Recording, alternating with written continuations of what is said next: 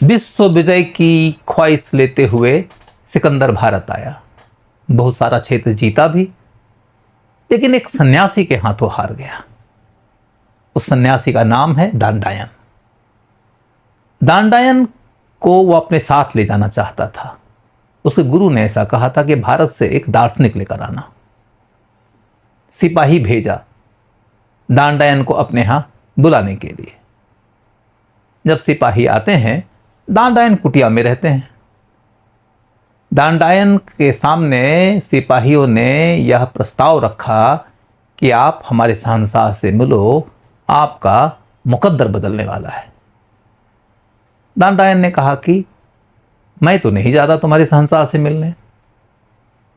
सिपाही ने फिर समझाया, आप समझ नहीं पा रहे हो कि यदि आप हमारे शहंशाह से मिलोगे तो आपको क्या मिल सकता है, और नहीं जाओगे तो आपको क्या खोना पड़ सकता है। इस खोने और पाने के बीच में ही बच्चों पूरी दुनिया है। और हमारे उपनिषदों ने यही सिखाया है कि जो इससे मुक्त हो गया उसी को मोक्ष मिलता है।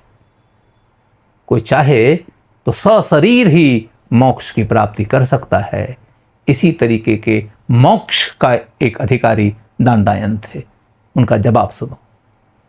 वो कहते हैं कि मुझे वैसा कुछ चाहिए ही नहीं जो तुम्हारा शहंशाह मुझे दे सकता है, और मेरे पास कुछ ऐसा है भी नहीं जो तुम्हारा शहंशाह मुझसे ले सकता है।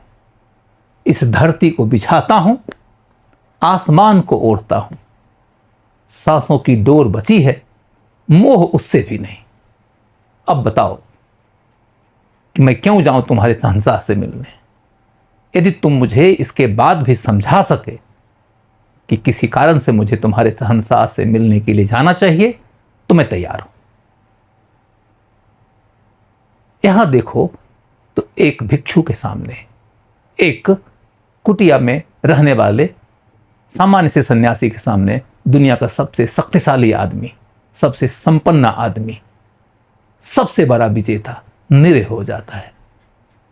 असल में स्वतंत्र वही है जो इच्छाओं से मुक्त है, जो भय से मुक्त है, और यही है उपनिषद का सिद्धांत।